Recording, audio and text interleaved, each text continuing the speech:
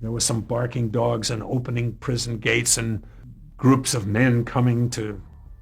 Since it was one camera in some production, I have a suspicion that this guy just got cold feet. Hogan's Heroes, one of the most classic TV shows that aired from 1965 to 1971, achieved huge success by mixing the serious backdrop of World War II with clever comedy. However, there's a lot more to Hogan's Heroes than just its storyline and cast of quirky characters. Hidden behind the scenes of this blockbuster success were very shocking secrets. What huge secrets have just been revealed about Hogan's Heroes? Join us in this video as we dive into the details. Secrets about what really inspired Hogan's Heroes. Hogan's Heroes didn't start off in a World War II setting at all. In fact, the original concept was supposed to take place in a domestic American jail, but that idea was quickly scrapped when the creators, Bernard Fine and Albert S. Ruddy, heard that NBC was already developing a show called Campo 44, which was set in an Italian World War II prison camp.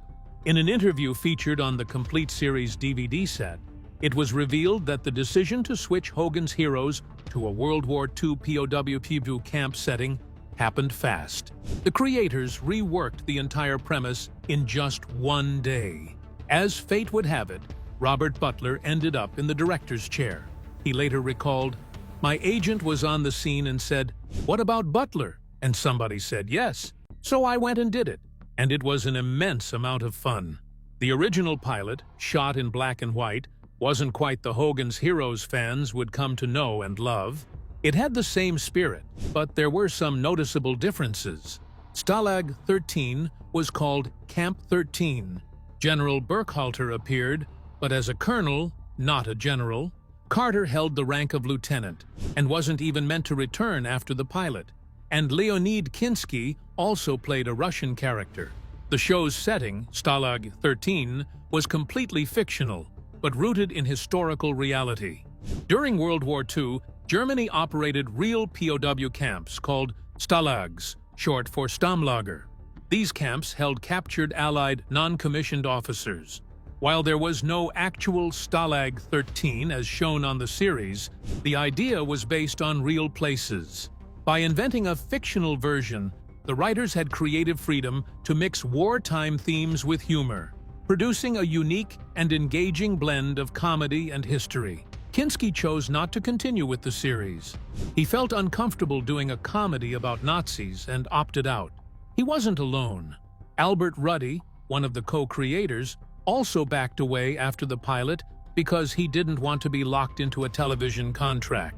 Once those early decisions were made, it was time to finalize the cast and tone of the series and give it that unforgettable music. Before Hogan's Heroes ever aired, playwrights Donald Bevan and Edmund Truskinsky had written Stalag 17, a story about life in a World War II POW camp that became a 1953 film. When Hogan's Heroes came out, they weren't happy. They sued the show's producer, Bing Crosby, for copying their work. The case went to trial. A jury actually sided with the playwrights, but the judge overruled it. His reasoning? The tone of the two works was completely different. Stalag 17 was serious. Hogan's Heroes was anything but. Legal trouble returned in 2012 when the rights to the show got tangled up again. Though Bernard Fine and Albert S. Ruddy originally handed over movie and TV rights to Bing Crosby Productions, arbitration later gave Bernard separate movie rights via Mark Cuban's company.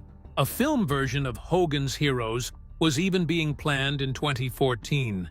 And while these went down, audiences simply kept enjoying the show.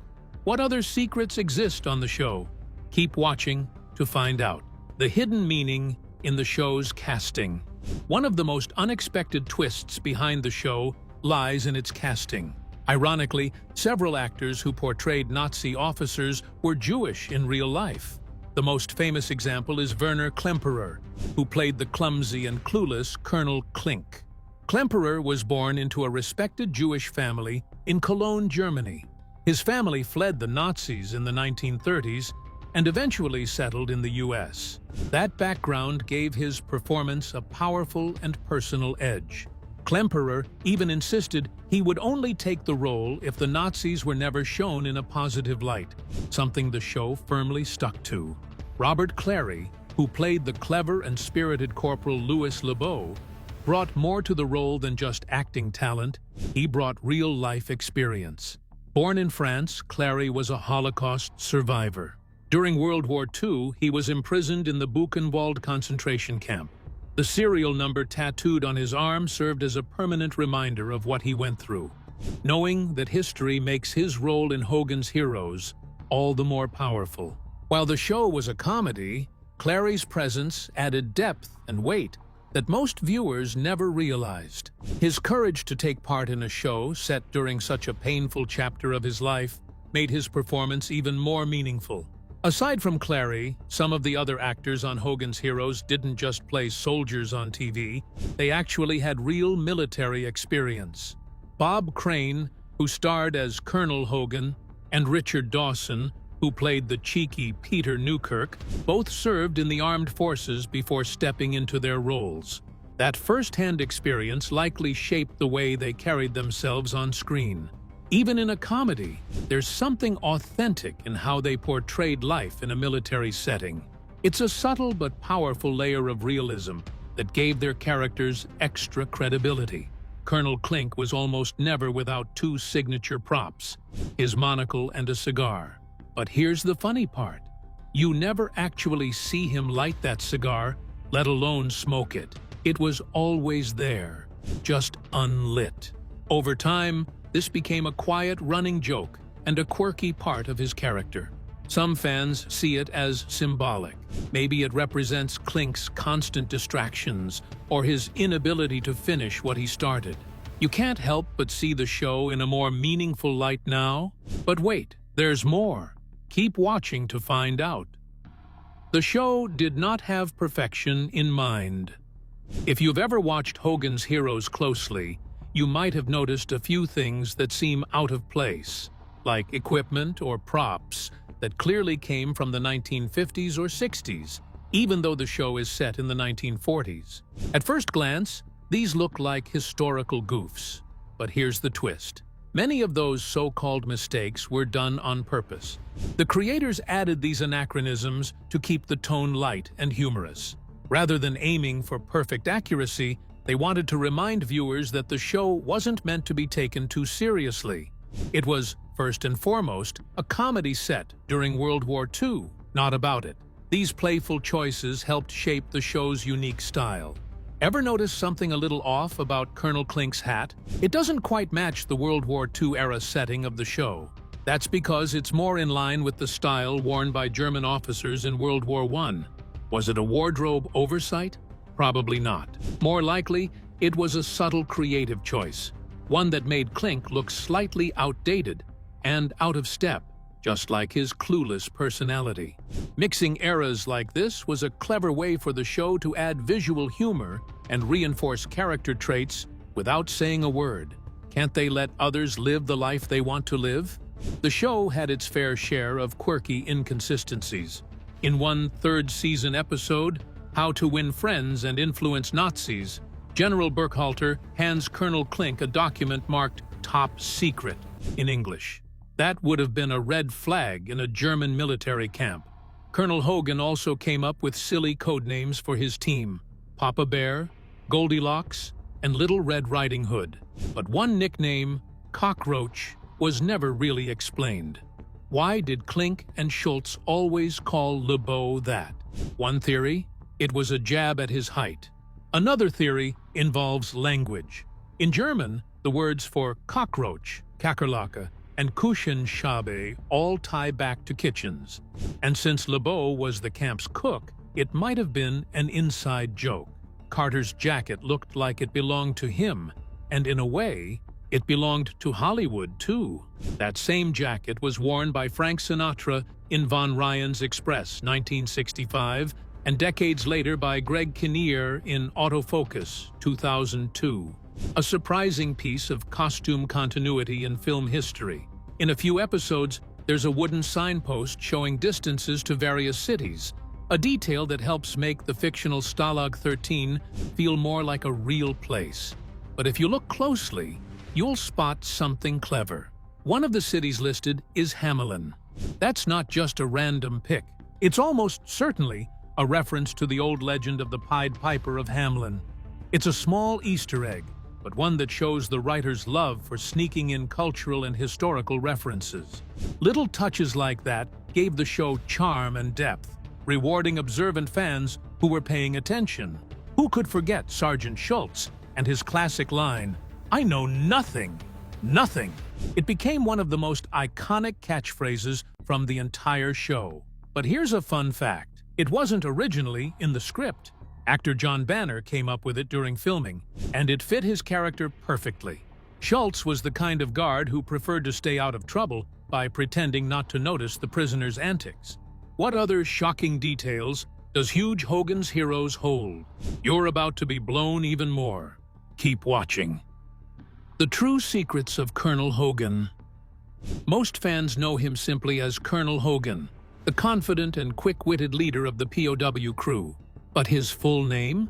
It's actually Robert Edward Hogan. While you won't hear it often during the series, that's entirely intentional.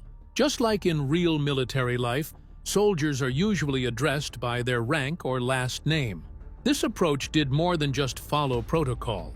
It helped reinforce the authenticity of the show's military setting.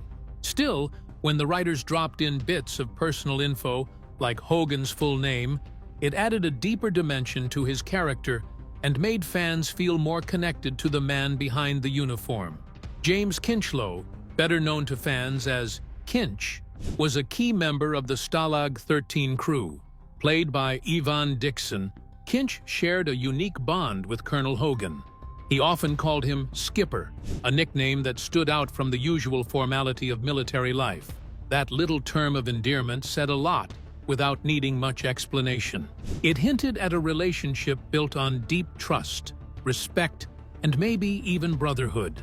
In the high-stress environment of a POW camp, where loyalty meant everything, small details like this nickname helped show just how tight-knit and dependable the group really was. Sometimes one role just isn't enough, at least not for Bernard Fox. The talented actor pulled double duty on Hogan's Heroes, playing both the hilariously hopeless Colonel Crittenden and Captain Rodney. Despite the same actor playing both parts, Fox made each character feel totally unique.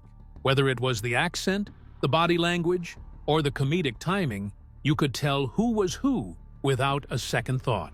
Maybe the decision was driven by budget, or maybe it was just a fun wink to the audience. Either way, it highlighted just how skilled and versatile the cast truly was. Movies and TV shows often live or die by their taglines. They're like little hooks that reel the audience in. For Hogan's Heroes, coming up with the right tagline wasn't easy. They needed something bold, funny, and memorable to capture the spirit of the show. In a twist of fate, the winning line came as a joke. Comedian Stan Freberg jokingly said, "If you liked World War II, you'll love Hogan's Heroes." At first, the idea was rejected, but eventually the creators realized it was the perfect mix of edgy and clever. That accidental tagline became a standout piece of marketing, telling viewers exactly what kind of humor to expect, and it worked. New fans flocked to the show, curious and intrigued. Isn't that just brilliant? What about the music? Are there secrets there too? Let's find out. The actors were also singers. Bob Crane, who brought Colonel Hogan to life, wasn't just a talented actor. He was also an excellent drummer. Long before his television fame, Crane had made a name for himself as a skilled musician, and he never let those talents go to waste.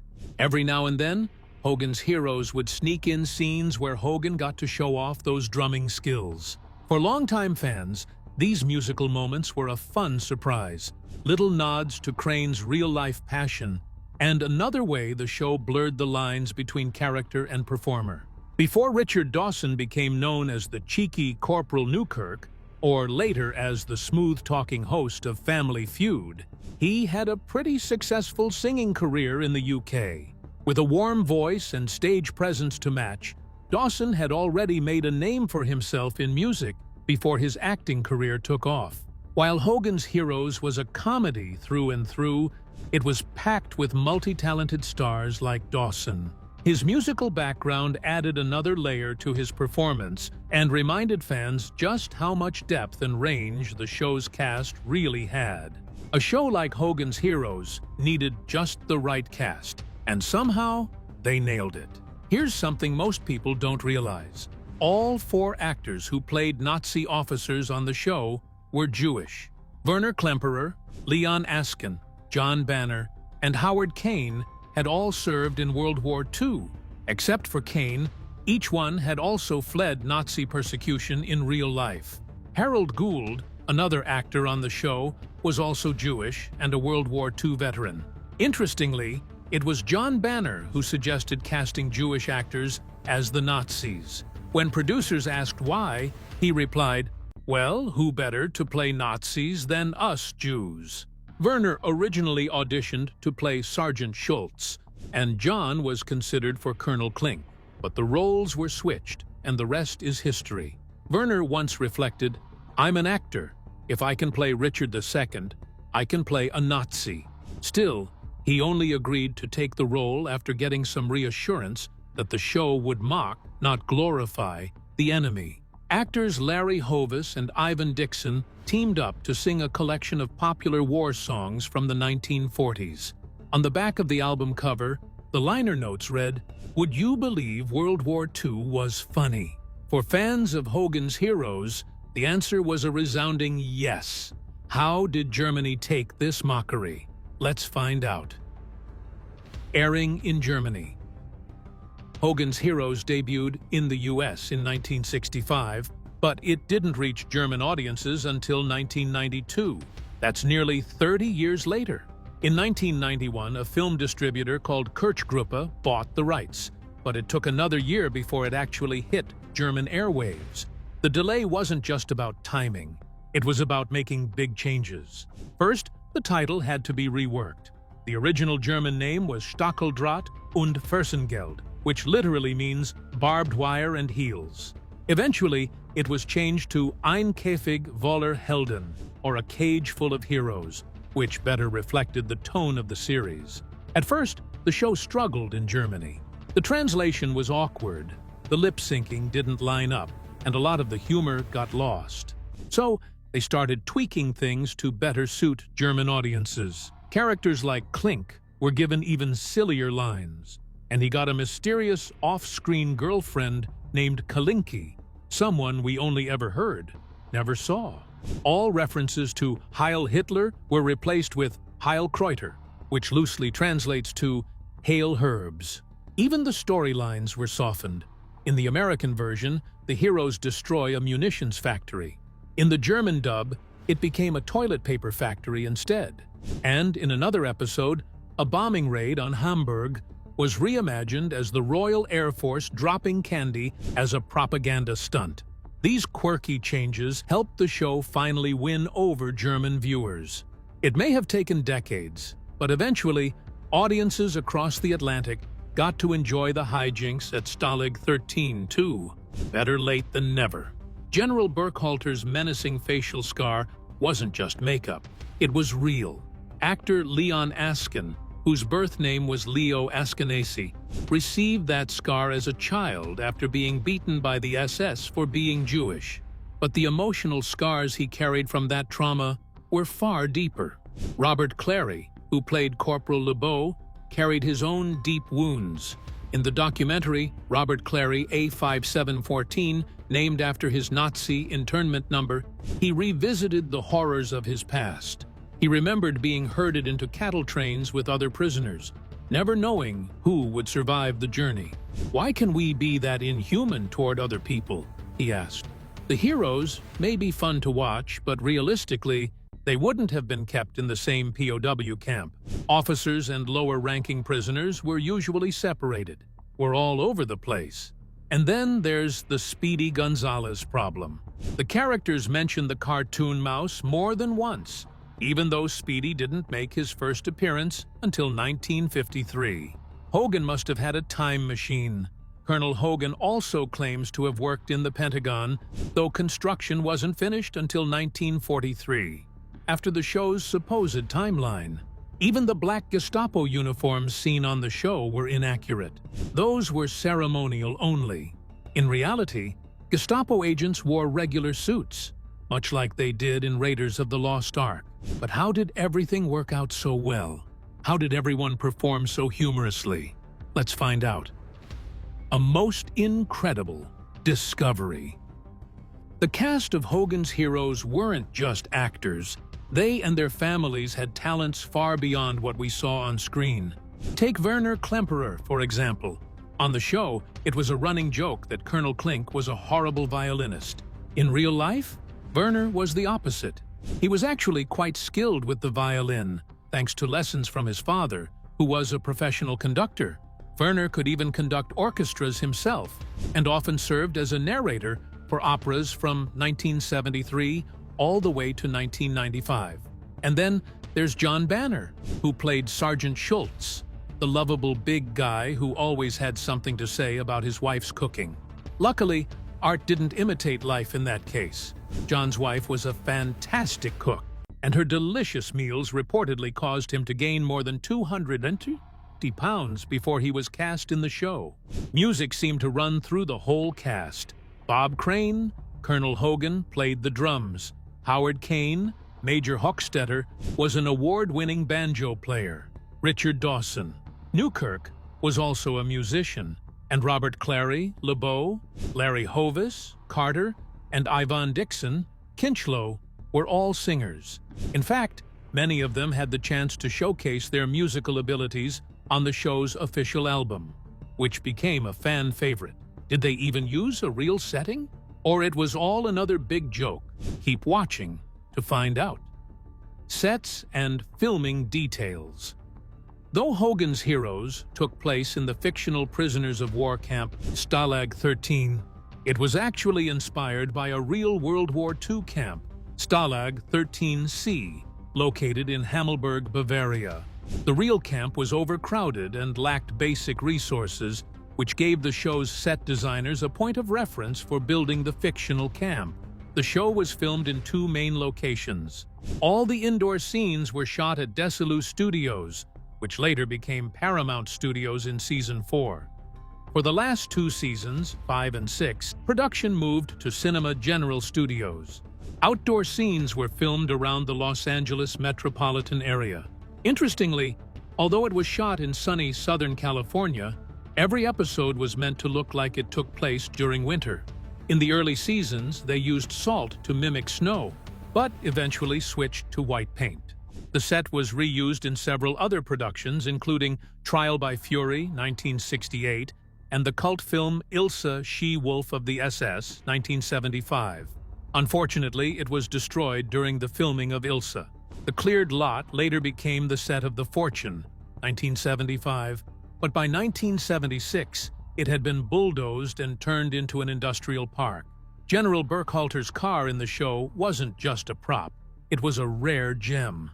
The Mercedes-Benz W31, used on Hogan's Heroes, was one of only 57 ever built in that black and gray style. After the war, just 3 were still around. One ended up with the Spanish monarchy, another was turned into a fire truck, and the third was used on the show. Another special vehicle was the Mercedes G4 parade car, seen in the opening credits. It had been a favorite of Nazi Germany's elite during World War II, and was another iconic piece of automotive history featured on the series. It wasn't just the cars that were special. Some of the cast's costumes and props were pretty unique, too, especially the headwear. Colonel Klink had a Prussian army helmet known as a Pickelhaube, sitting proudly on his desk. He treated it like a treasured family heirloom. While the one used in the show likely came from the prop department, fans still see it as a significant piece of memorabilia. Today, it's on display at the Liberty Aviation Museum in Port Clinton, Ohio, alongside Hogan's Army Corps cap. How successful did the show grow to become, and why? Let's see. The show's success. Hogan's Heroes ran for 168 episodes between 1965 and 1971, becoming the longest-running World War II-inspired comedy of its time. The show enjoyed widespread popularity for most of its run, with cast member Robert Clary once telling the Television Academy, "They loved it. It was amazing. I am still called LeBeau." But by its final season, the show faced challenges. One of the biggest reasons it was canceled was something known as the rural purge. TV advertisers wanted fewer rural-based shows and pushed for more urban-centered content to appeal to city audiences. At the same time, the Vietnam War was intensifying, and viewers grew less interested in watching a lighthearted take on war. Still, Hogan's Heroes earned its share of recognition. It was nominated for 12 Emmy Awards over the years.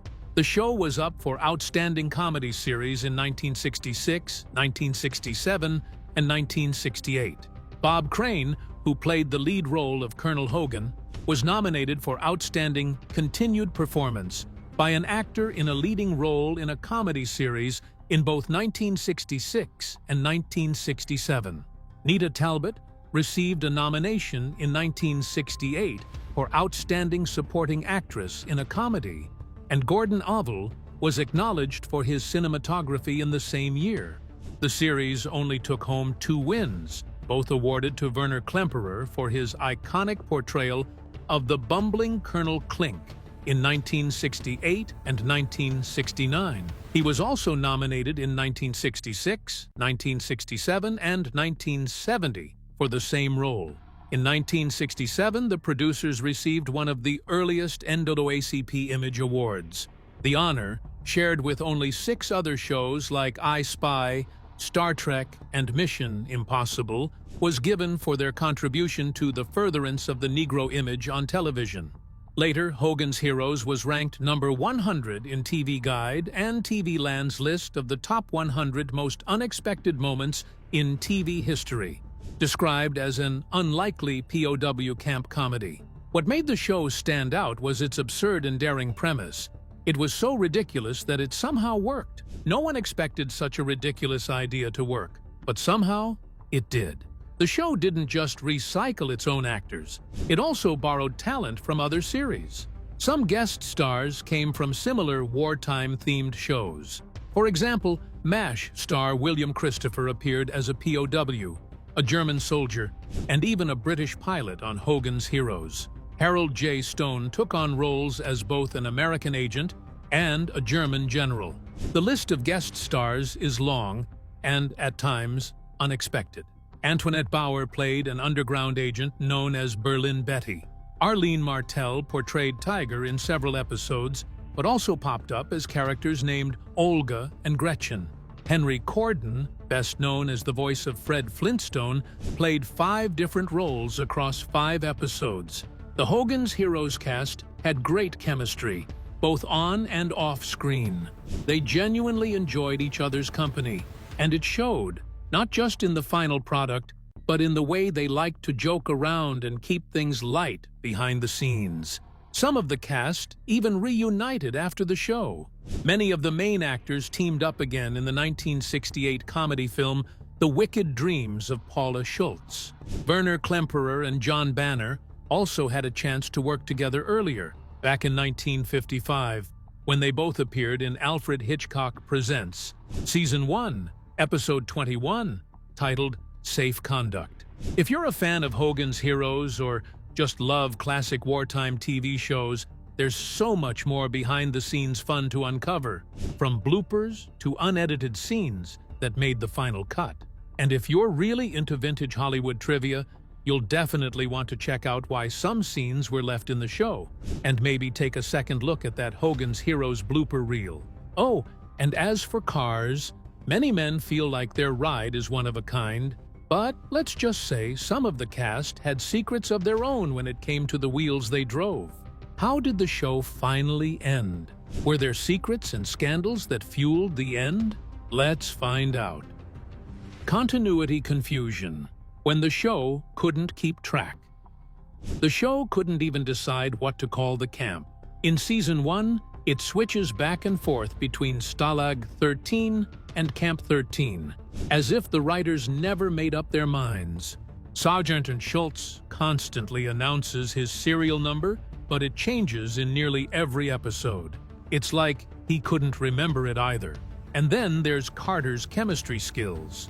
In one episode, the scientist, he insists he can't teach LeBeau because he just runs a drugstore. But earlier in German Bridge is Falling Down, he whips up chlorine gas using pneumonia and bleach.